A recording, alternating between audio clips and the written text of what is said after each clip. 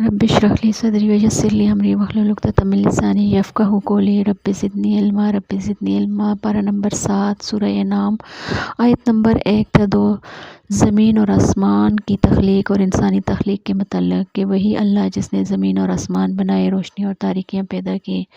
وہی ہے جس نے تم کو مٹی سے پیدا کیا، پھر تمہارے لیے زندگی کی ایک مدت مقرر کی اور ایک دوسری مدت اور بھی ہے جو اس کے ہاتھ طے شدہ ہے۔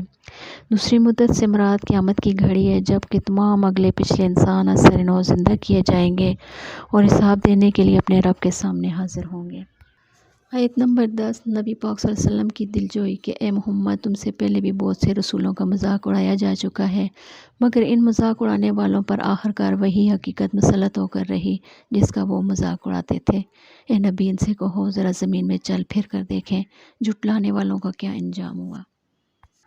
آیت نمبر 29 سے 31 نقصان میں پڑ گئے وہ لوگ جنہوں نے اللہ سے ملاقات کو جھوٹ سمجھا، بس یہی دنیا کی زندگی کو حقیقی زندگی سمجھ بیٹھے۔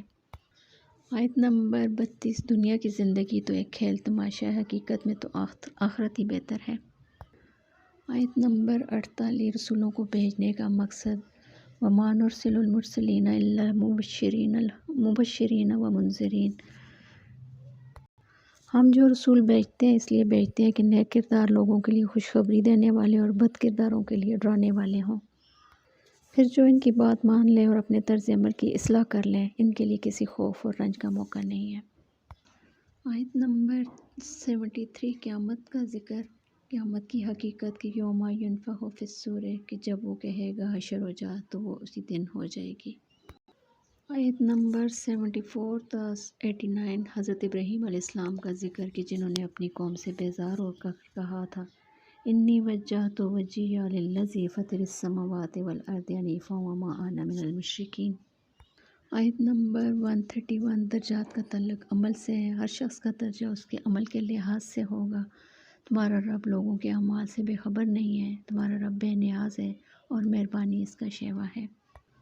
آیت نمبر 151 تا 153 اللہ کی عائد کی ہوئی پابندیاں، شرک سے پرہیز، والدین کے ساتھ نیک سلوک، مفلسی کے ڈر سے اولاد کو قتل نہ کرنا،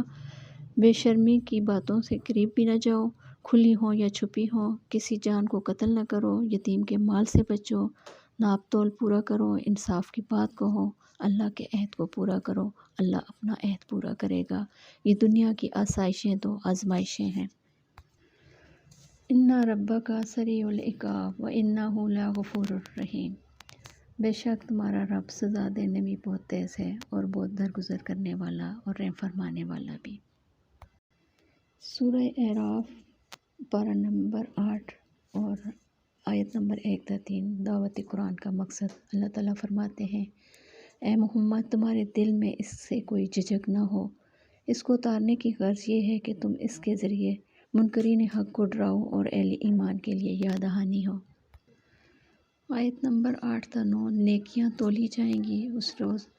والوزن یومئذ الحق، وزن اس روز عین حق ہوگا، ہماری جتنی بھی نیکیاں ہوں گی اس روز گنی نہیں جائیں گی بلکہ ان کا وزن کیا جائے گا کہ آیا ان میں کتنا اخلاص ہے۔ آیت نمبر 11 تا 25 وَلَقَدْ خَلَقْنَاكُمْ، ہم نے تمہاری تخلیق کی، تخلیق آدم، سجدہ اور ابلیس کا ذکر۔ آیت نمبر 26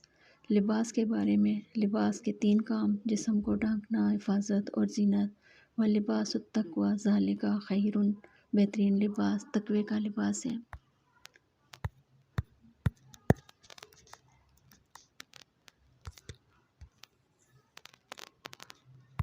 آیت نمبر 32 تا 40 جنت اور جہنم کا ذکر کہ جن لوگوں نے ہماری آیات کو جھٹلایا، سرکشی کی، ان کے لیے آسمان کے دروازے ہرگز نہ کھولے جائیں گے، جنت میں ان کا جانا اتنا ہی ناممکن ہوگا جتنا کہ سوئی کے ناکے سے اونٹ کا گزرنا، جہنم ان کا بچھونا ہوگا، جہنم ہی ان کا اوڑھنا ہوگا، اور اہل جنت ہمیشہ جنت میں ہوں گے، ان دونوں گروہوں کے درمیان ایک اور حائل ہوگی جس کی بلندیوں کو اعراف کو، یعنی کہ کچھ لوگ اعراف پر ہوں گے جو جنت والوں سے کہیں گے سلامتی ہو تم پر، یہ لوگ جنت میں داخل نہیں ہوں گے مگر اس کے امیدوار ضرور ہوں گے۔ آیت نمبر 60 سے 171 پیغمبروں کا ذکر، قوموں کی تباہی، حضرت نوح، حضرت ہود، صالح علیہ السلام، ہارون علیہ السلام، شعیب علیہ السلام، لوط علیہ السلام، موسیٰ علیہ السلام، اور آخرت کی قیامگاہ تو خدا ترس لوگوں کے لیے بہتر ہوگی۔ آیت نمبر 172 بنی آدم سے عہد، الستُ بربکم، کیا میں تمہارا رب نہیں ہوں؟ قالوا بلی شہدنا، ضرور آپ ہی ہمارے رب ہیں۔ اللہ تعالیٰ فرماتے ہیں کہ یہ میں نے عہد اس لیے لیا کہ قیامت والے دن یہ نہ کہہ دینا کہ ہم تو اس بات سے بے خبر تھے، شرک کی ابتدا تو ہم سے پہلے ہوئی، ہم تو بعد میں آئے۔ آیت نمبر 175 اللہ کی آیات کو جھٹلانے یا انکار کرنے والوں کا انجام۔ اے محمد، ان کے سامنے اس شخص کا حال بیان کرو جسے علم دیا گیا تھا مگر وہ ان کی پاسداری سے نکل گیا اور شیطان اس کے پیچھے پڑ گیا، خواہشات نفس کے پیچھے، لہٰذا اس کی حالت کتے کی سی ہوگی۔ تم حملہ کرو تب بھی زبان لٹکائے اور چھوڑ دو تب بھی۔ یہ مثال ہے آیات کو جھٹلانے والوں کی، کتنی ہی بری مثال ہے۔ آیت نمبر 203 تا 206 قرآن کے تقدس کے متعلق، قرآن کی عظمت کے متعلق، یہ بصیرت بھی ہے، رحمت بھی ہے، ہدایت بھی ہے۔ ھذا بصائر من ربکم وھدی ورحمۃ لقوم یؤمنون، بصیرت ہے، رحمت ہے، ہدایت ہے رب کی طرف سے ان کے لیے جو اسے قبول کریں۔ یہ تھی سورہ اعراف کی آخری آیات۔ وآخر دعوانا الحمد للہ رب العالمین۔